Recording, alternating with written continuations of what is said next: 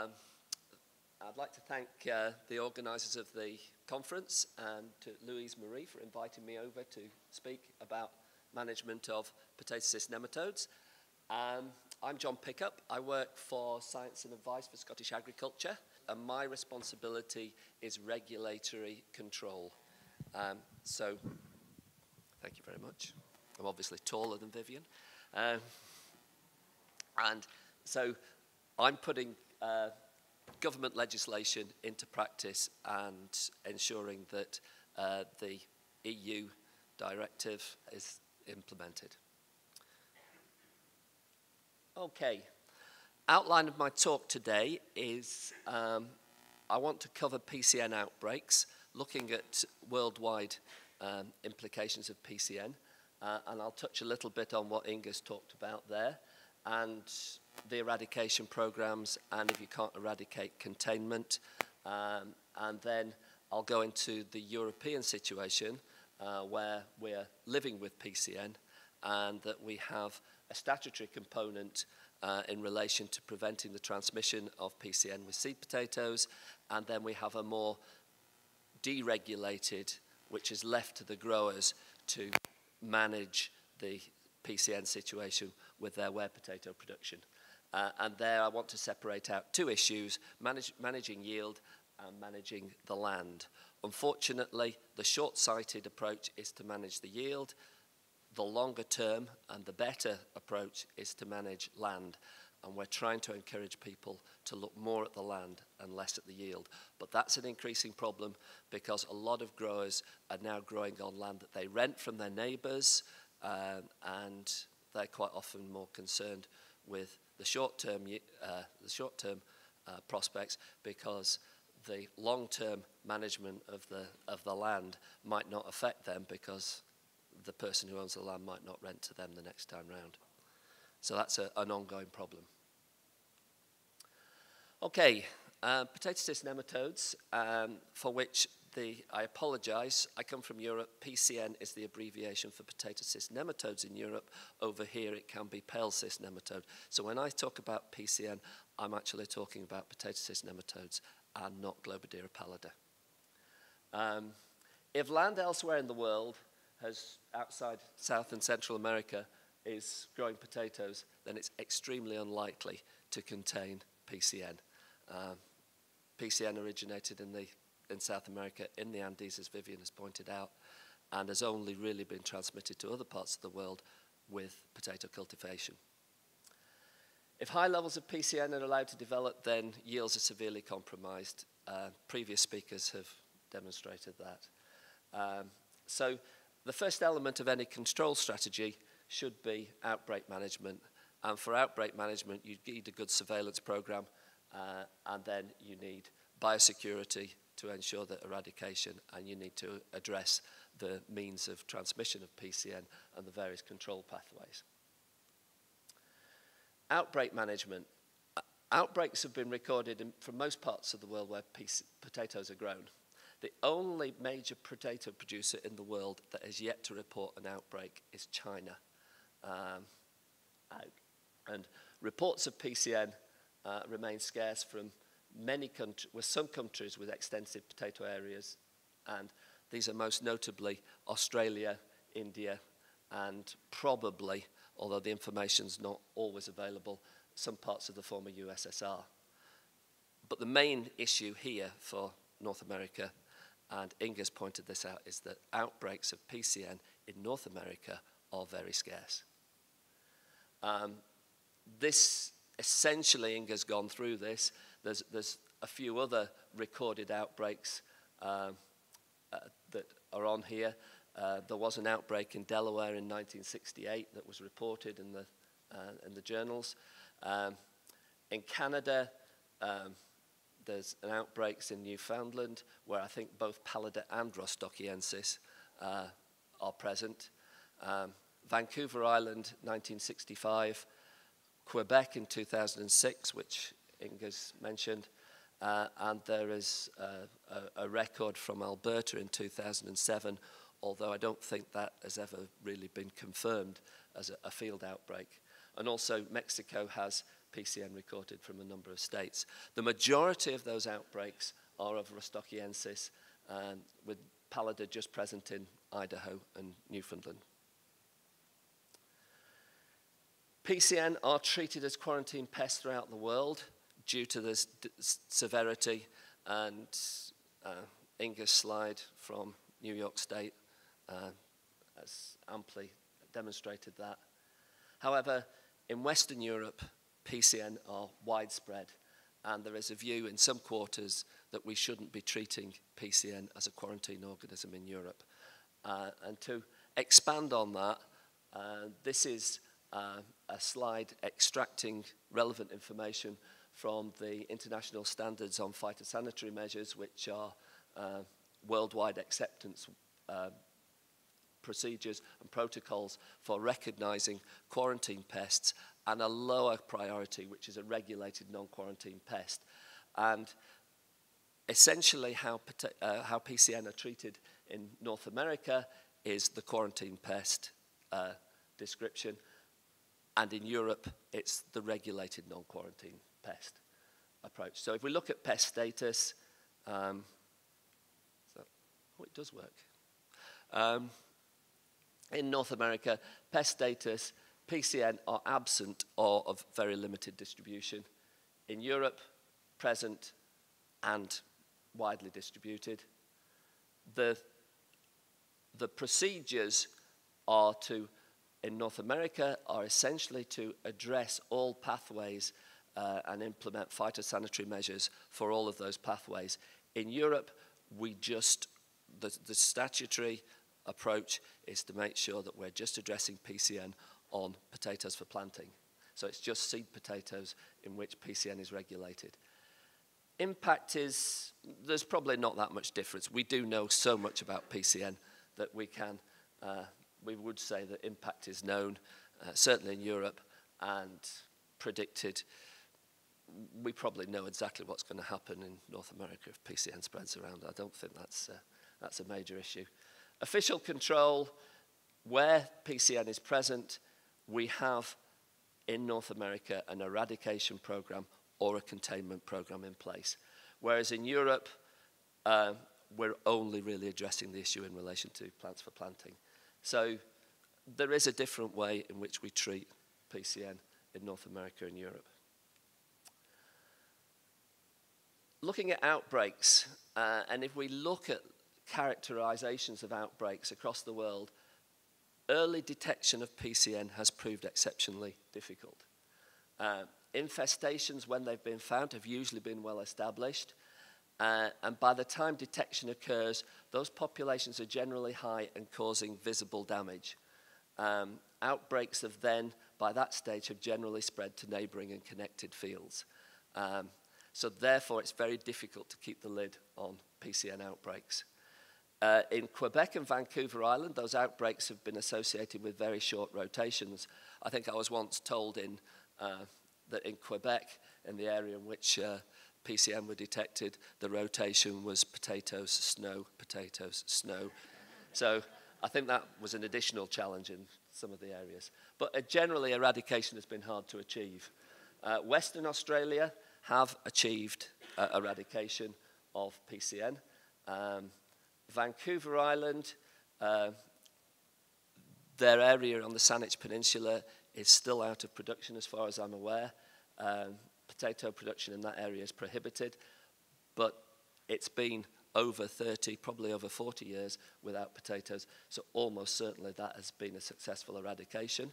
And I think Delaware also fell into the Western Australia approach, where basically the land was, moved over to concrete production and was basically built on.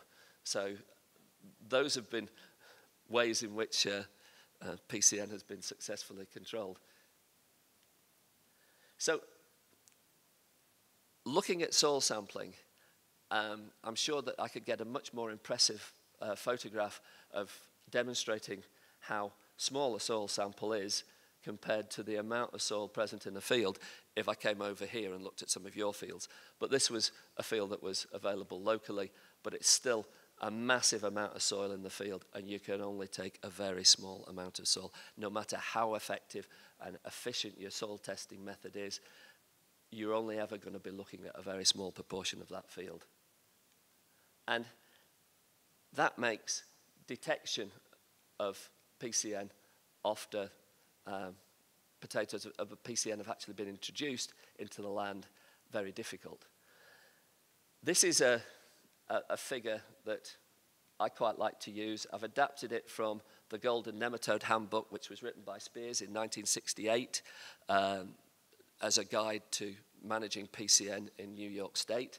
And essentially it shows population build-up years after introduction and assumes that you're on a rotation of potatoes, snow, potatoes, snow. It's every year. So in this situation, when we look at the EU sampling rate, the standard EU sampling rate, which is aimed at detecting a population of 3.8 million cysts per hectare, you've got to get up to a level here where you've got 3.8 million cysts to have a chance of detection. And if you're on constant rotations, you can do that 1 year, 2 year, 3 year, 4 year, and you're there within 4 years you can detect PCN. But generally people are not using rotations like that. And this also based on a susceptible crop being planted. Economic damage threshold comes in after another year's rotation, and visible damage threshold after another year's rotation. So by the time you're actually seeing things in the field, you've actually had 5 crops in there, and you're 6 years after the original introduction. So it's a long time before you actually see PCN. And that's the reason, really, why I think PCN is so difficult to manage. In reality, we don't grow on year-to-year rotations. So if you increase, if you say have a 3-year rotation here with the blue line, you're looking at 12 years before you've got a chance of detecting PCN. If you're looking at a 6-year rotation, which is what we have in Scotland, you're looking at 30 years after introduction before you're going to see, you're going to have a chance of detecting PCN with soil sampling, which means that I always think that we're working with a massive time lag. What I'm seeing now is the result of what decisions people made in terms of PCN management back in 1986. So it's a super tanker. If you want to stop and turn a super tanker around, you've got to have a lot of space and a lot of time. So there's a big time lag here in terms of managing PCN. PCN Eradication Programmes, as I say, Western Australia, Vancouver Island, Delaware, passive management, containment leading to eradication, prohibition of potato production, removal of land from agricultural use. Idaho, as we've heard, much more active eradication. Soil fumigation with methyl bromide and T-lone 2, much more immediate, trying to eliminate PCN at a much more rapid rate, and achieving quite considerable success. However, I'd like to now move on to more the situation that Vivian was talking about, which is the management of PCN in Europe, and using my particular experience from Scotland. Many countries live with PCN, and it's at considerable cost. Estimate of about £50 million a year in terms of yield losses and costs of using chemicals. But there's also an additional cost in there. We have to use long rotations as well. And actually factoring in the economic costs of long rotations is quite a tricky thing to do. When our potato growers in the UK were surveyed as an industry, the biggest problem they've got is not, the biggest pest and disease problem they've got for potato production is not blight, it's not virus, it's PCN. That's what they tell us. So PCN is believed to have been introduced into Europe in the late 1880s when, as a result of potato failures due to blight epidemics across Europe, including the Irish potato famine, the potato breeders in Europe went out to South America to collect new breeding material and inadvertently introduced PCN with the material they brought back. First recorded in Europe in 1881 and then was found in the UK by the early 1900s. And basically, PCN was too widespread before we actually knew it was there and we actually had sufficient knowledge of its biology to actually implement an eradication program. So essentially, the North American situation, we're sort of 100 years ahead of you in terms of PCN. And hopefully, you can learn a lot from the mistakes that, not necessarily the mistakes that we made, but the knowledge that we didn't have at the time.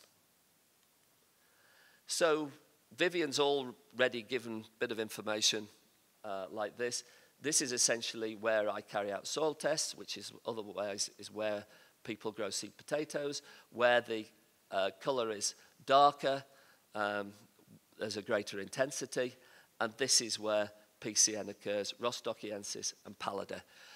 Essentially where we grow potatoes, we have PCN to a greater or lesser extent. There's a few areas where we haven't recorded PCN. The Orkneys, for example, up here, we are PCN free as far as we can tell, but essentially where we're growing potatoes, we have PCN to a greater or lesser extent. We have an EU directive. I was very much involved in Brussels over the 15 years it took us to negotiate this directive to get a harmonised approach to PCN management in the EU. It's applied to seed potatoes, and it thus targets the main risk of transmission of PCN from one infested field to another. All land in which seed potatoes are to be grown has to be tested for PCN. We have a harmonised sampling protocol for pre-crop PCN testing that is applied across the EU. It prohibits the production of any potatoes for planting on infested fields, and it prohibits the planting of potatoes known to be infested. It does require an annual survey of Ware potato land so that we know how well we're doing. But as I say, I still think that that's got a 30-year time lag before we actually see, before we'll actually see any benefits of the new directive. It permits Ware potatoes to be grown on infested land as long as they're subject to an official control program. That official control program is down to each member state of the EU. It sets out measures to minimise the risk of spread of PCN because we know we're going to be producing contaminated potatoes on infested land. And it recognises resistant varieties as integral to PCN control. It sets out a protocol for testing resistance, and as Vivian's shown you, it defines a scoring system for varietal resistance. Management of Ware potatoes, as I said before, is largely down to individual growers and individual companies. And the aims there are either to protect the yield, which is generally primarily the target for the farmer, or to protect land. We've been working with a consortium in the UK to provide a new guide for PCN management, and we've spent a lot of time arguing about what thresholds should be.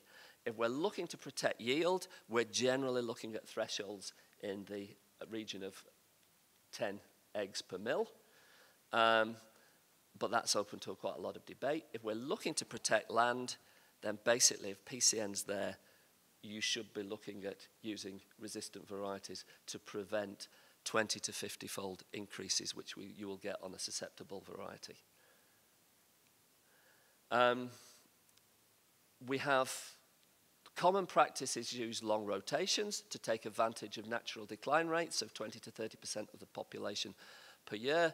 So long rotations in the absence of host plants are a valuable tool. For that, you need to make sure that you're managing any groundkeepers that might be left in the land as well. We have management options, nematicide, trap crops, sterilants, and biofumigants.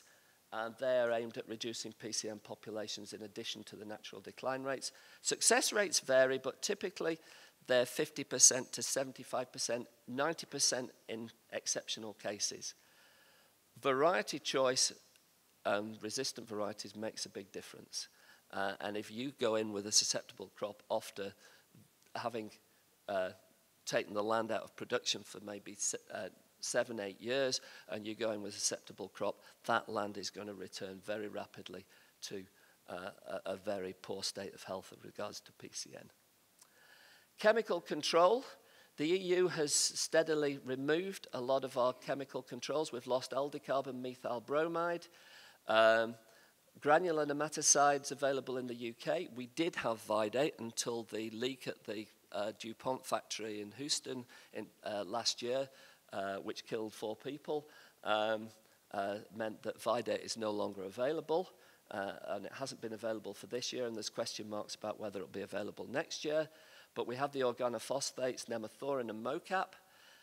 These are applied at planting to target juveniles, leaving the cysts and migrating towards the emerging roots from the potato tuber.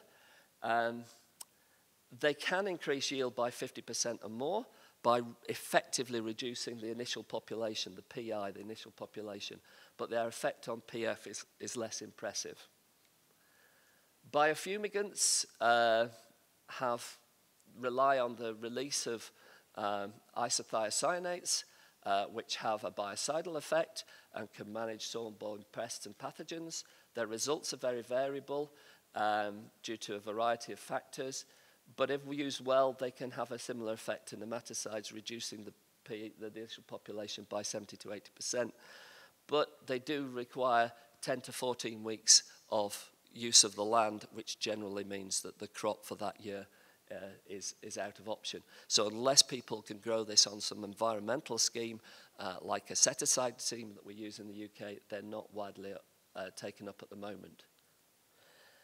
Trap crops which stimulate PCN hatch, and they need to prevent PCN multiplication. So we can use potatoes that are harvested before the cysts mature, or we can use wild Solanum species that are highly resistant, and particularly ones that are non-tuber forming, so we don't leave anything in the ground that can allow PCN to multiply. Lychee tomato has been tried, but we have major problems in getting it established in Europe, particularly in Scotland. But it has the potential to be highly effective. Question about whether Solanum species can actually cause problems in terms of the development of other potato pathogens in the land, because you are actually introducing another Solanum into the rotation. Resistant varieties are incredibly powerful. The scoring system, basically for every increase in the scoring system of 1, there is a reduction of 50% in the multiplication of PCN. So a variety that scores 2 may produce a PFPI of 50-fold, but if it's a 3, it'll be down to 25, 4, 12.5. So essentially, by the time you get a variety that's scoring 9, you've got 1% or less of the actual multiplication. That is a very, very powerful tool in terms of managing PCN. And as Vivian has pointed out, that we do have commercial varieties now with a full range of resistance available for both rostochiensis and pallida. One of the things, Basin russet is now a russet variety that's been bred by the Dutch and has full resistance to pallida. An innovator is now, I'm told, the most widely grown potato variety in the world, and that is almost certainly due to its pallida resistance. So PCN management principles, effectively soil management practices to reduce PI, and they're valuable for containing and eradicating PCN and protecting subsequent crop yield, but resistant varieties are very important in terms of managing the PCN in that land. But I think I'm running out of time, so I need to just press on. This is a figure that Vivian sort of essentially used. This is my incidence of PCN in soil tests, and this is incidence of rostochiensis. And you can see in the last 25 years, we've seen a decline from over 4% to 1% of the incidence of rostochiensis in soil samples, and that's because 2012, the seed that we were growing, 45% of the seed was fully resistant to rostochiensis, another 5% had minor resistance, and only 50% was actually no resistance to PCN. If we look at pallida, we don't have the same situation, and we can see that pallida has increased, such that the level of pallida now is similar to the level of rostochiensis in our seed land. And quickly want to touch on a trial that we carried out at Lough Ness. You've heard a lot about Lough Ness in 2014. We used a range of varieties. These are the scores that they had achieved in pot tests based on the population Chavonnet, which is the EU standard reference population. We also used a treatment of nemathorin at 30 grams per hectare, the standard rate, incorporated at a depth of 10 to 15 centimetres, and we used an untreated, and we repeated this over 4 reps. We used Lough Ness. Lough Ness, as Vivian showed in one of her slides, actually has all of the 3 types that Sebastian has demonstrated are present in Scotland. So we've got a wide range of pallida populations in there. And when we grew our susceptible varieties, Maris piper and Osprey, we saw that the initial cyst population of around 123, 130 cysts increased to 330, 260. So we saw big increases in PCN there because we were growing susceptible varieties, but where we were growing the resistant varieties, we saw decreases. Nematicide treatment, slight change, but we were still seeing increases. If we look at eggs counts, that was cyst counts, we look at egg counts, we see a 50-fold multiplication on Maris piper, a less increase on the partially resistant Osprey, but then we saw quite minor increases, very little change on these resistant varieties. If we look at the scores that were achieved in pot tests, and we look at the scores by calculating the scores on a field basis, we saw a very good agreement. Royal has perhaps been underestimated in relation to its pot test score, but essentially what we're seeing in the field with these resistant varieties is backing up what we're getting in the pot test. They're working in the field, and that's in a field, the famous one of the famous Lough Ness fields, with a wide range of pallida populations. Okay, to conclude, PCN should be treated as a quarantine pest in parts of the world where outbreaks are scarce, i.e. here in North America. Eradication of PCN has proved very hard to achieve, and if it's not feasible, then keep the lid on PCN. That should be the priority. Trap crops and biofumigation, soil fumigation and biosecurity are important elements of the containment program, but only varieties which have the highest level of resistance will actually contain PCN populations once you start growing potatoes on that land. Susceptible varieties should only be grown on land that's suspected to be infested under very extreme circumstances because they will dramatically increase PCN populations. If you have to live with PCN, the management options limit field-to-field transmission by only permitting seed production on land tested and found free from PCN. Trap crops biofumigation nematicide to reduce PI, but those benefits of reducing the PI will be basically eliminated if you grow a subsequent susceptible crop. Resistance to PCN is fantastic. It's either 100% or 1% increase in the population. It's, it's got tremendous scope. But the key factor for future management of PCN is the ability to produce resistant varieties that can gain market acceptance. And apologise for overrunning.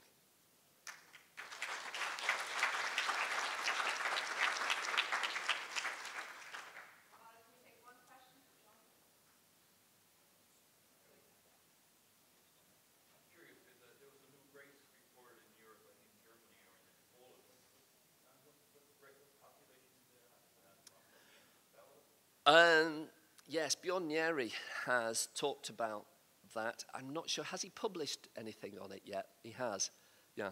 I had intended to look back at that, but I think that's come out of fairly repeated use in the starch industry, I think. And obviously that's of concern and something that we do need to look at. And that's probably the one reason why you would want to put a susceptible crop into a rotation, to prevent that selection.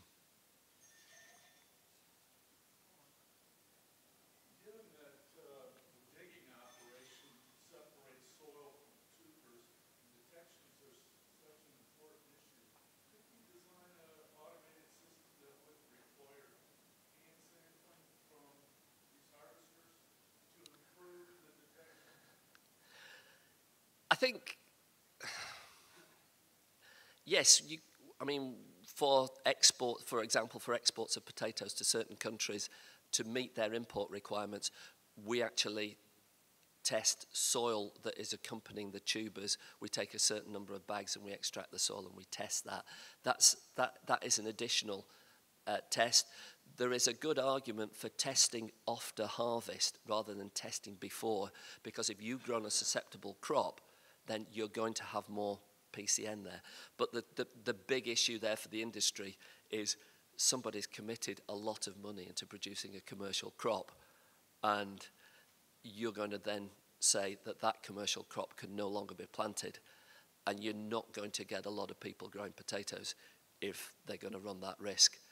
And that's the problem with planting after harvest. It's got its benefits in terms of better detection, but it's really difficult to do in a commercial situation.